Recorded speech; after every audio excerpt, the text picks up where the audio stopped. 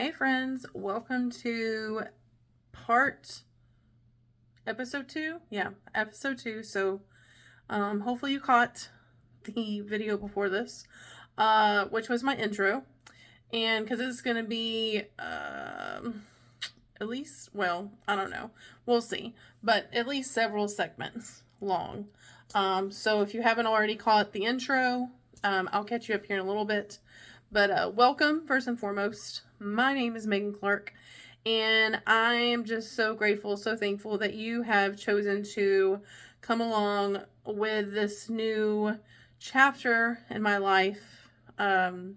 Season, not really quite sure. No, season sounds really long, so we're going to say chapter. I would prefer it not be a season, to be honest. But hopefully you have listened to the intro because this podcast has taken a little bit of a turn, but in a good way, at least for me. And so let's go ahead and dive in. Welcome back. Welcome back. I'm back. Welcome back.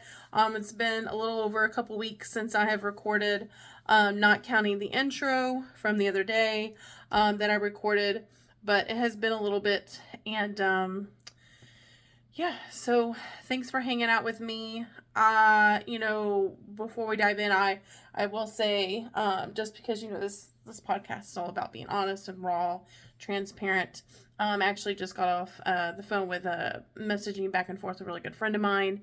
And, I shined a little bit of light on the fact that I was going to be talking about this stuff that I'm going through currently in my life. And I've been sharing with her little bits and pieces of the fact that I had decided, to do this on the podcast. And good thing is that I am surrounded by really good close friends of mine that are rallying around me, that are my light, positivity. They're a positive light in my life. That's what I wanted to say. They're there for me. And the thing is that I could have very well easily either skipped over all this that I'm going through right now in my personal life. And, as I said before, I could not even talk about this at all. I could have ignored it with the audience. You guys as my audience, can't ignore it in my own life, that's for sure. I'm not going to do that anymore. But, when it came to whether or not I was going to bring this up and talk about it, but here's the thing is that even though I'm not on the other side of it just yet being the key word, I'm in the thick of it, the middle of it, I guess. But if I'm going to talk about the context and the why and the guts and, all of that's in between of why I'm choosing to walk away from my marriage, I know, and not even I feel, it's I know I owe it to my audience, I owe it to you guys that are listening to me now to start from the beginning. And that was something I was just talking about with one of my good friends just now before I decided to hit record. I was sharing with her about, first I did a little stretch here. Not watching the video, I gotta stretch my shoulders back. There's a lot of, how we carry tension in our shoulders and between our shoulder blades and our neck. You guys, over the last week or two, I'm carrying a lot of tension, and it does not feel good. So we're just going to release some of that. It feels a little bit better. Give myself a little bit of a adjustment there. But, so as I was saying, I was talking with my friend, and, I was sharing with her, I was like, it just feels like this is the most important part, is to walk everyone through the very beginning and to where I'm at now. I'm in a very different place now. However, for somebody that either knows me or they think they know me or they're just getting to know me, I owe it to that person, that version of that person who's listening. I owe it to you guys too.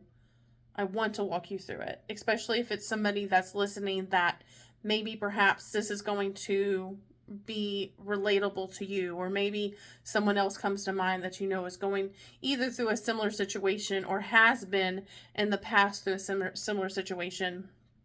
whatever the case may be, I feel like, it is important to walk someone through the story step by step. And then that is going to be the hardest part of all. Like I said, I'm in the middle of it, but starting from the beginning of it, which is what we're going to be doing on this specific episode, the beginning of it is going to be quite possibly one of the hardest things that I've addressed and talked about. And also because it's so raw, it's so vulnerable, it's so new to me. And anything that I have openly shared and talked about and discussed otherwise since the beginning of starting this podcast were mostly things that I have either walked through, worked through in my past, experiences, memories, whatever the case may be, but it was behind me. And never at any point up until recently is it something that it's so raw that it's I'm actually going through it in real time right now. However, let's go ahead. But like I said, I've been quiet for a little bit. And I am walking again. This is just so deep, so emotional, so heavy for me. And I'm the only thing that I can just keep telling myself is that healing will come through me getting this out here, getting it out. I feel it. I feel it in my soul that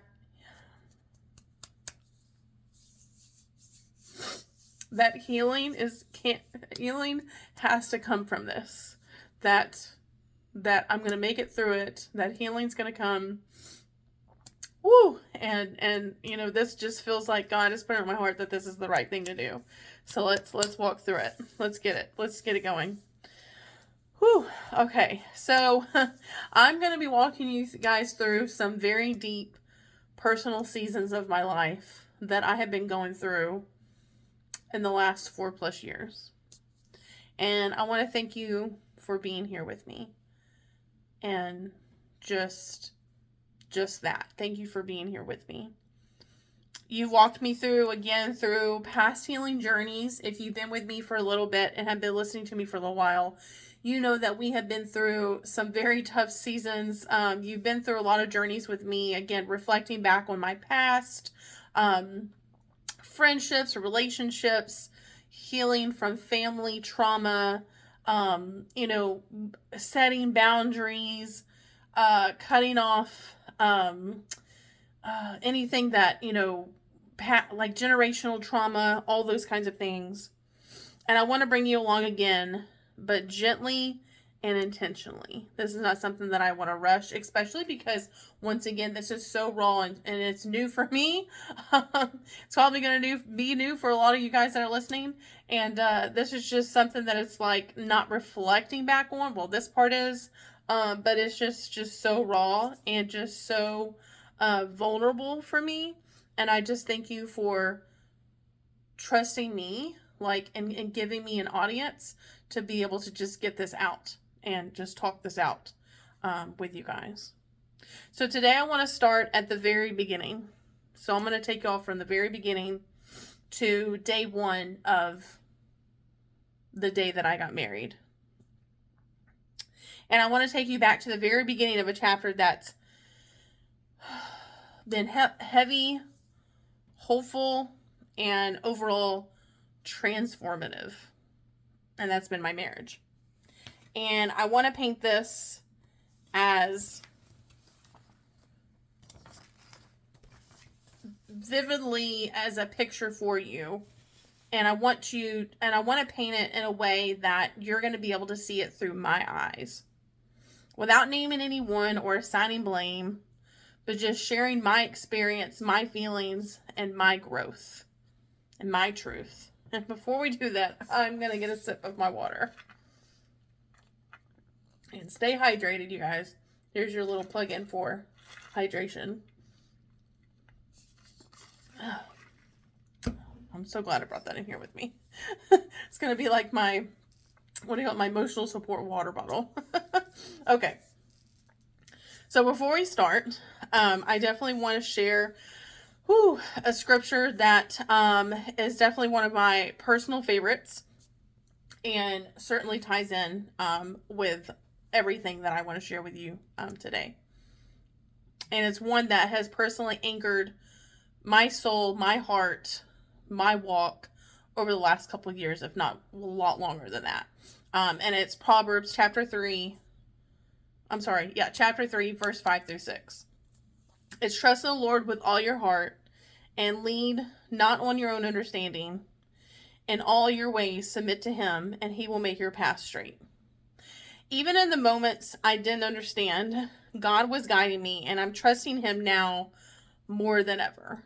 God has been with me through some very tough, trivial, dark, hard times. And I know because he has never left my side, no matter if I wanted him to be there with me or for me or not, or even in the moments when I knew that he was there, but I couldn't quite feel like he was there. Hopefully that resonates with you or makes sense. I know now, or I've been knowing, that he's still with me now, that he's still walking with me now in this moment of my life, in this next chapter of my life. Because there are so many moments, even leading up till now, that I feel lonely and I just feel by myself. And I know that he hasn't forsaken me, and he hasn't left my side. And I'm trusting him every step of the way. So like I said, I want to paint a picture from the very beginning of day one when I got married. Whew.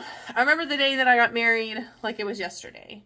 In fact, wouldn't you know, my anniversary was 5 days ago, 4 days ago, 5 days ago, 5 days ago, I believe.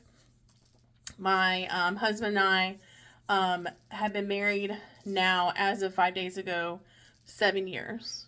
7 years. So I remember, let me just paint a picture for you the day that I got married. So my wedding day was filled with excitement. I remember my friends, my bridesmaids, my sister, which was my maid of honor. I remember it so vividly that we were at the beach house and we were getting everything together.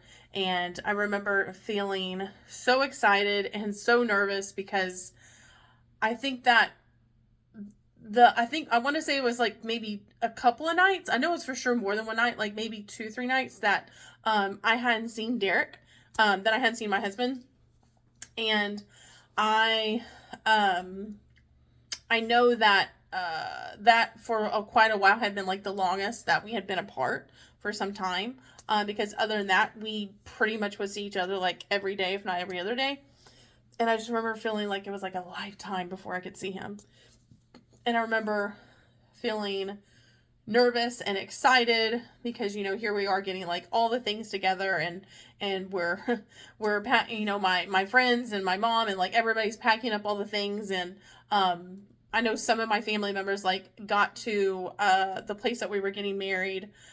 They got there a little earlier than the rest of us, and we were going to, the girls and I were like getting there early in the morning so we could, you know, get all the things done, like our hair and our makeup, and get ready and get dressed and take all the photos and all of that. And I just remember like thinking overall like how that day just went by so fast, for one. And I remember picturing what it would be like to see my husband to be in his tux. Like what was he going to be wearing? I knew the color, but I didn't know, you know, the specifics of what it was going to look like, because I was definitely one of those that was like, okay, let's pick out like the color scheme, but whatever you wear is whatever you want to wear, and I'm gonna leave it up to you. And I remember I got to the venue early enough where they were still like putting all of the decorations together and setting the tables up. And I remember peeking outside and getting to like get a glimpse of like all of the arrangements coming together and all the decor. And I love how at the very beginning of the year, after we had gotten engaged and we started planning all the things, that I had this vision of how I wanted everything to look. Like, I had this vision of, every little detail, from the flower bouquets to, or my flower bouquet, to the fact that I wanted, like, a rustic, like, country feel, and I wanted a variety of orange and blues and gray hues, and because not only do I really love, like, interior design, but just the idea that I could have, like, candles, and it did help big time that my sister-in-law played a huge role in all of this, because not only did she professionally put together, like, flower arrangements at the time, but she was also like a wedding coordinator, and so she did the majority of all of that, and very, very talented. And I just remember how incredible it was to have this vision of what I wanted my wedding day to look like. And then just from, like, seeing the beginning of, like, nothing being there, and then seeing throughout, because we were there all day, like, we were at the wedding venue all day. And I remember not hating the fact that I was there all day, because I got to see it from, like, start to finish, and it just felt very magical. It felt very warm. I will say that I was actually, on a completely different side note, like, overwhelmed by how many people I knew were going to be showing up, because I was not really one to like really big crowds. However, it did feel special to know that there were so many friends that came together that my husband and I had known for a really long time, and family members that, like, came out of town and basically, like, moved mountains to make sure that they were there, because I'm not even gonna lie, like, I purposely chose not only, yes, the first day of hunting season, yes, I did that on purpose, but also I wanted, I believe we got married on a Friday, if I'm not mistaken, because I was like, okay, if my parents and my future in-laws are going to want to invite all of these people, I got to do what I can do in my power to make sure that not as many people can make it. And it's not like I didn't want them there, because I did, but just the thought of having that many people there that I knew at one point or another that I was going to have to either thank for coming, or take a picture with, or talk with, or shake hands. It was just too much. And it was just very overwhelming. But I was like, you know what? I get to walk down the aisle to the love of my life. I get to get married to him. And just to put a little of, like, background on the, like, little storyline of my husband and I. So even though we got married in 2018, so November 2018, we had known each other since, like, 2008-ish. Because that was around the time that we started dating. So I believe I was about 19, I think, when we started dating. I maybe had just turned 19, I think. And from that point, from about like when I was 19, and then after the fact, we dated after that for probably about close to like 4.5 years ish, off and on. But we had known each other from like I said, like around 2008. Now, granted, like before that, while I was in high school, I knew he didn't know me, but I knew of him, because we did run around like in the same like circle group of friends. So I had known of him, especially because he, for quite a while, dated somebody that I was kind of like friends with, I guess you can say, like acquaintances with. Yeah, and so we dated a year after I graduated high school, and then, like I said, from that point on, we dated for about 4.5 years, off and on, during that time. And then we were apart for about another 5 years or so, and then that's when we started dating again. And then we dated, I want to say, I think for about like 2 years, maybe almost 2 years before we got engaged. And then when we got engaged, we were engaged for a year. which, to be honest, being engaged for that whole year felt like a lifetime. Like, if I had it my way, I had it in my mind that I was like, okay, we're gonna get engaged and then like immediately get married. I had no idea, no concept of like, okay, if we're gonna plan getting married at like this location, that it's going to, you have to like plan out a date, right? You have to like book the date out. Um, and not that like these parts, I don't know, maybe it, you know what, I will say it did matter. It probably would matter because I honestly, looking back on it, should not, well, I don't know. Maybe it matters, maybe it doesn't matter. But looking back on it, I wish that I would have had a smaller wedding. I know that because on one hand, I wanted a smaller wedding, but on the other hand, it's like, okay, everything works out the way that it should, I guess, because then I guess if I'm like, honestly, if you're watching the video, then you're like, she's processing this as she's talking about it. But if I would have, if I would have had the smaller wedding that I wanted to have, idealistically, then that I think would have meant that we would have gotten married a lot earlier than the year that we were engaged. And then now that I'm saying that out loud, that probably wasn't the best idea because looking back on it, had I been able to change anything, I honestly would have been like, let's wait a little longer before we get married. But now I'm just getting ahead of myself. So back to our wedding day. But it was beautiful. In fact, several years after we got married, I still had friends and family members talk about how it looked and like all the details. And it was just very unique. And I loved that there were parts of him that were mixed into it because he's a huge Dallas Cowboys fan. Don't come for me, haters. He's a huge Cowboys fan. And so I was like, you know what? How can we tastefully incorporate this to where it still looks elegant for a wedding? So our wedding colors were orange, navy blue, and gray. So the navy blue and gray, obviously. And so that's where a lot of like, the guys like tuxes came in, and then some of the details within the flower arrangements. And yeah, so there was definitely like hints of, the theme. It's like if someone knew, then they knew, but it just wasn't as obvious. Yeah.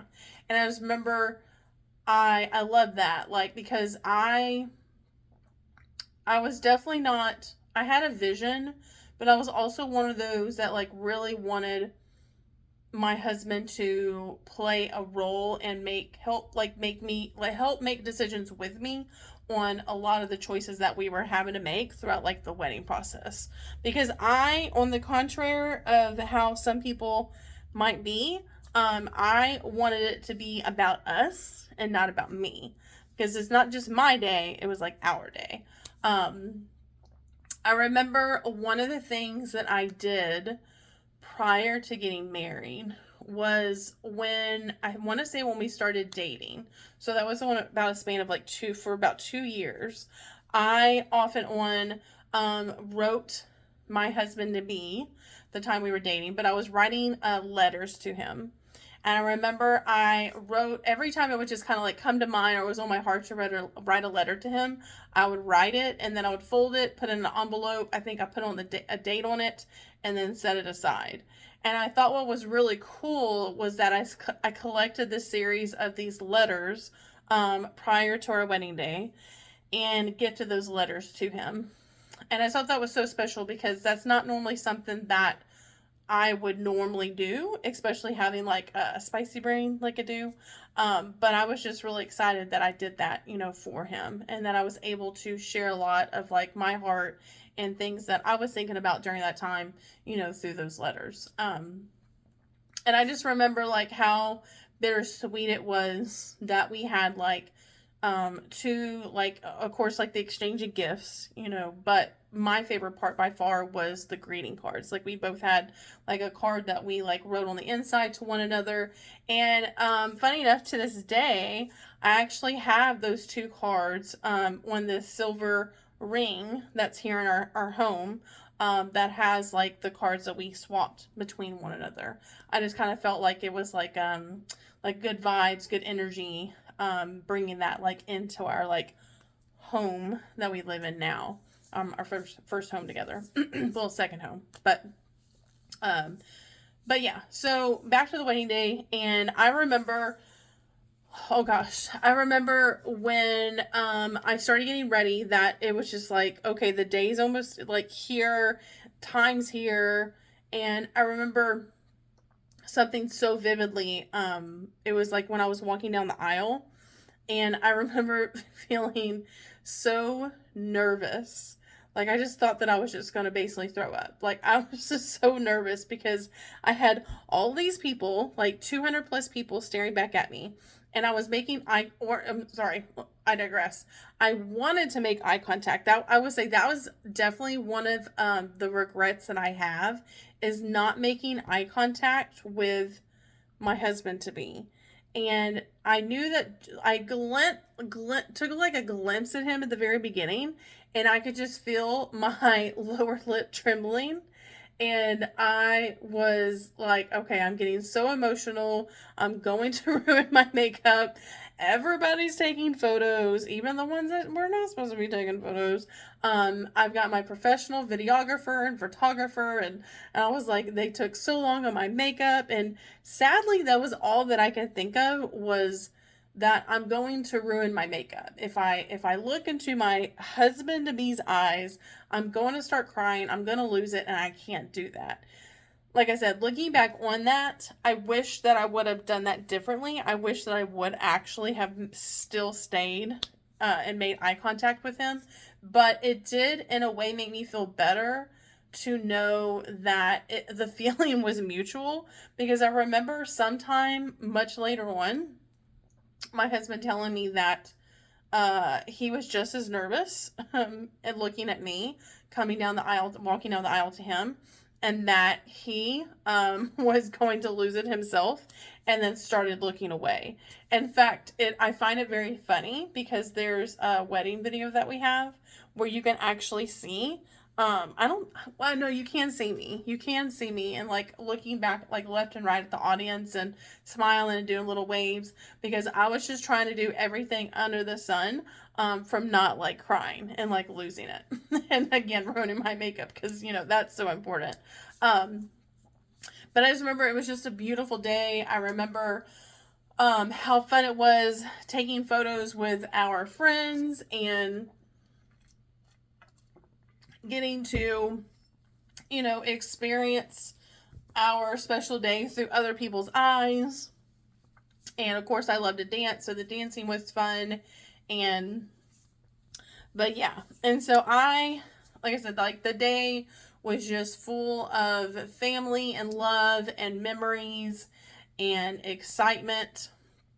And it was just something that I had pictured for a very long time, especially when we were younger and we were dating, that I wanted to marry him.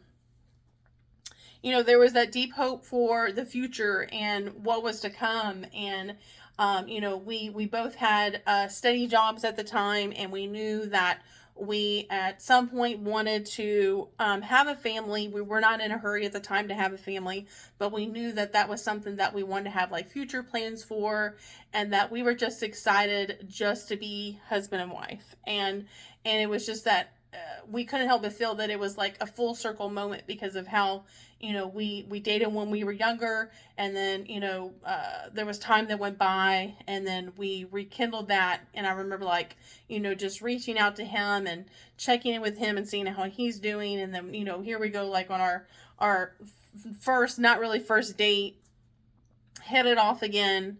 And then, before we know it, we're at our wedding day getting married. And, we had dreams, we had shared dreams, and we had aspirations, and we were just, and I love that, weren't not really like that couple that had like a 5-10 year plan. We were definitely not those kind of people. Still not really those kind of people, but it was just exciting because it was like, this is just what feels right. Like, this is just the next step for us. But here's the thing. Life doesn't always unfold the way we plan. In those early years, especially within like the first, I would say first year to like 2-3 years of being married, there were a lot of moments that I faced. that I faced feeling lonely, sometimes exhausting. There were ups and downs that tested my patience, my faith, and definitely my resilience. And I don't share this to assign blame by any means or to air grievances. I share this and I share this truth because it's real. The emotional part of life, like this is raw, this is real. Um, the rawness of the partnership, of growing up together in ways that we sometimes don't expect. And, especially going into like the first year, I remember our honeymoon was so much fun. We went to Lake Tahoe, never been there before, so it was definitely a bucket list. And we got a lot of like first fun experiences. And we both had very like high, stressful, demanding jobs. And I'll never forget that from the moment that we came back from our honeymoon, it was just really hard work from that point on. I never really got to experience what anyone would refer to as like the honeymoon phase. In fact, we had like a lot of friends and family members, specifically family members, that would kind of joke around and be like, oh my gosh, they're in love and, they're going through the honeymoon phase and look at, there's the honeymooners. And I'm like, it really wasn't. It really wasn't. Like, it was hard. Like, we had very stressful jobs. We pretty much from the time we got back from our honeymoon, like hit the ground running in a way of like work, and more work. And we were just like what is the old saying? Like two ships passing each other in the night. And that's how our schedules were. But it was a very stressful, like first couple years. And the first year of our marriage, we had made a decision that we were not going to try to get pregnant. We didn't want to try to have a family the first year. We were like, okay, we're still in an apartment. It doesn't make sense for us at the time. It didn't make sense just for us and our decision to, try to have a family, to get pregnant. It just didn't make any sense until the one time that, one day, like when we could actually, purchase our home. We knew that when we could like plant roots and get our first home, then that's when it would like feel right financially and just, right for us to start having a family and, try to conceive. And so that was the first year of us getting married, we had our apartment. Going into the second year was, I think, right before we started looking for our home, I believe, if I'm not mistaken, I think. And that was around the time that we were like, I remember my husband coming to me and we had just gotten back from like a family function during the holidays. And, he was like, I think I think I want to start having a family. I think, we're at a good place. We had already been looking at homes at the time. And he was like, you know what, enough time has passed by. Why don't we go ahead and start, trying to conceive. And that was for sure. And I have talked about this before in past podcast episodes, but that, I would say, next couple of years was like a really rough road. Yeah. And it was definitely a very difficult, very, very hard time. Because not only thus began the realization that my husband was struggling with alcoholism, but also the fact that we were struggling with conceiving on top of that. And through it all, I kept trying. I kept showing up and kept learning about myself and my capacity for not only how much faith I could have, but how much hope I could hold on to, even in the times that it got the darkest for me, even when I felt like that there was actually no hope left. I knew that I could still hold on to not only my relationship with God, but just to know once again that He wasn't going to leave me alone.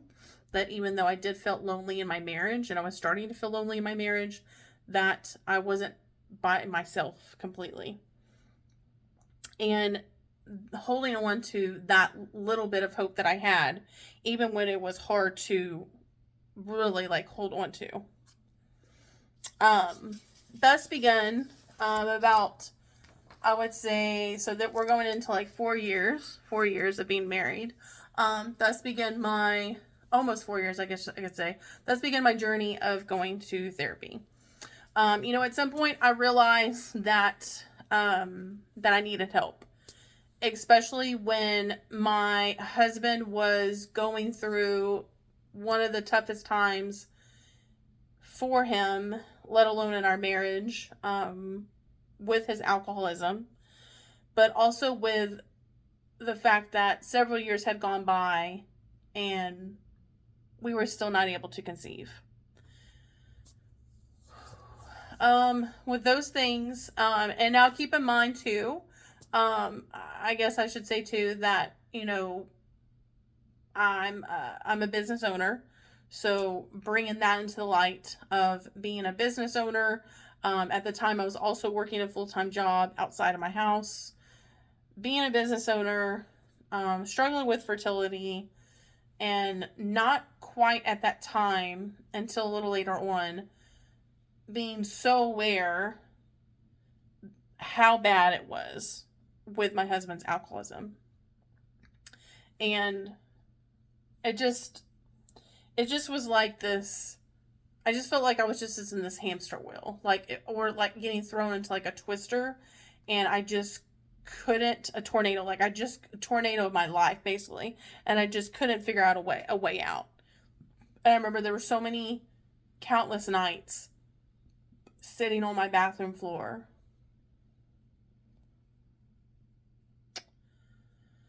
crying my eyes out, and not knowing, did I want to be here anymore?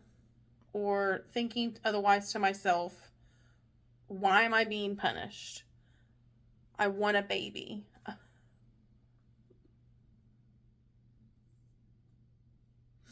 I want a family. And not understanding why I can't have this.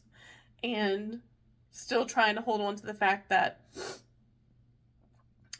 I know that God loves me and I'm not doing anything wrong, but I just can't have this part of my life. And then it's frustrating because, I have my husband who is so lost and so deep into his things, into his struggles, and I can't find a way out myself. I'm trying to keep my head above water. He's struggling, still showing up to work. And it's like we're just trying to stay afloat. Trying to stay afloat in our marriage, trying to stay afloat in our own personal lives. And we're just both so far gone down the path that we were going down that it was just so difficult, so hard to find our way back to one another. So far for 4 years now, I have showed up every single Tuesday for therapy at 3 p.m.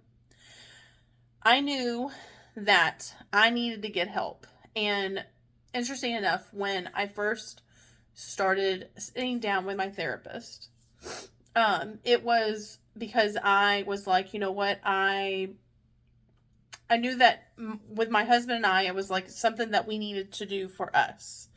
And I was like, you know what, if I can sit down and I can talk to the therapist, maybe I can get her vibe. Maybe I can get an idea of like if this is going to be right for us.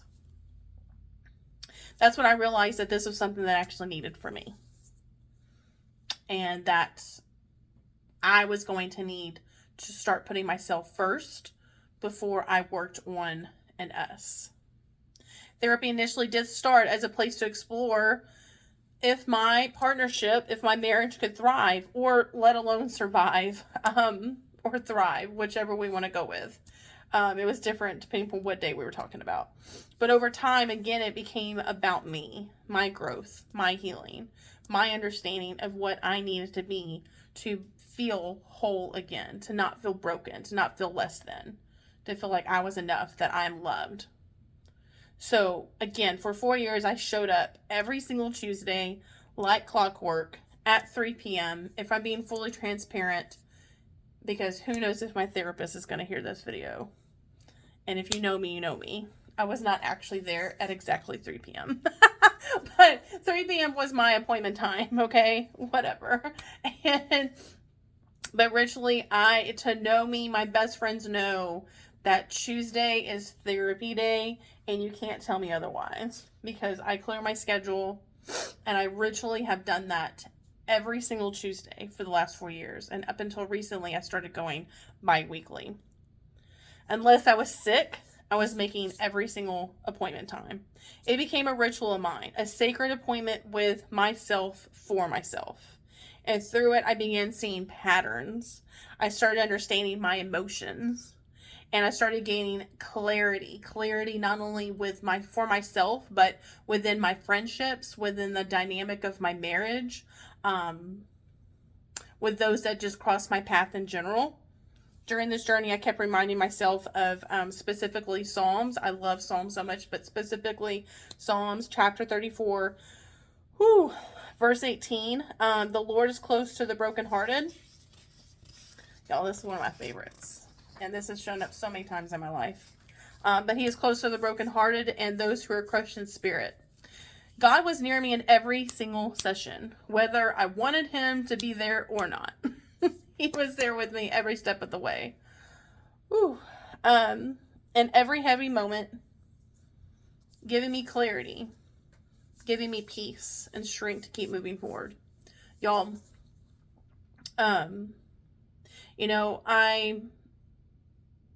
because I had been going to therapy for the last 4 years. I mean, if we think about it, that's a lot of appointments. For the last 4 years, every Tuesday at 3 p.m. And like I said, unless I was out of town or unless I was sick, I was going to make it there, whether I was having a good week or not. And when I tell you that my therapist has seen everything, she has heard everything, seen everything. I mean, I think back on so many times we've had the highest of high appointments and the lowest of lows. And there have been some breakthroughs and breakdowns on that couch, let me tell you. So today I just want to leave you with this reflection. Because here's the thing. I cannot advocate enough for how important it is, even if it's not therapy, to have someone in your life or I would even say if you're lucky enough to have more than one person, but to have somebody in your life that is a constant for you outside of your partnership, outside of your marriage, someone that you can lean on, someone that you can trust. It is so important because there's so much that we experience and we go through that we're not supposed to keep to ourselves, that we're not supposed to carry alone. Ultimately, God, yes, is number one in our lives for that. That his son Jesus will carry our burdens, carry everything that you're going through, everything that you're struggling with, all of the heaviness that you feel. But more importantly, don't keep those thoughts, don't keep those feelings with yourself. Channel it out, whether you're praying out loud, whether it's through worship music, whether it's journaling, talking to somebody, talking it out with a therapist. Get it out. Do not keep it to yourself. So, today,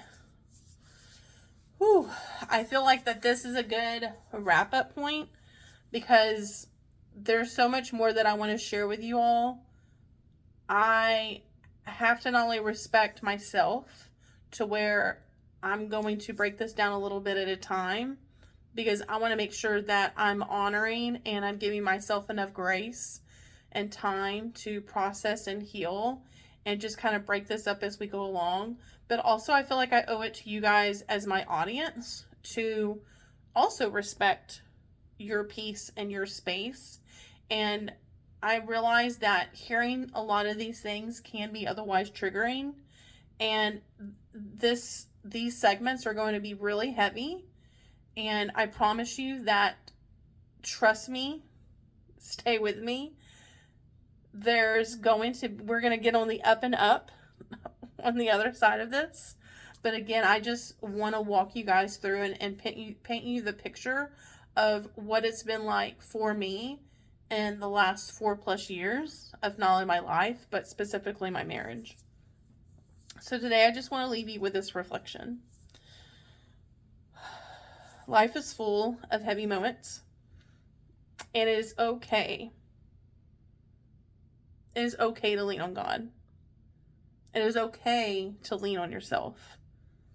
And it's okay to take small steps for healing. If you're walking through something similar, or if you know somebody that is, I want you to pause for a moment. I want you to pause for a moment and ask yourself, am I showing up for myself? Am I leaning into support and guidance that I need? Showing up for yourself can look very differently. It's going to look different for everybody. Showing up for yourself, again, you ultimately have to ask yourself that, because it's going to be different for everyone. But let's all take a deep breath together. In and out. I want you to pause. I want you to reflect on this podcast. I want you to reflect on this specific episode and know that even through the heavy, God is close. He is so close to you. He is close to the brokenhearted. He is close to you in your grievance. He is close to you in your hurting.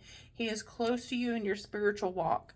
Even when you feel like he is nowhere to be felt or seen, he is still there with you. He has not left your side.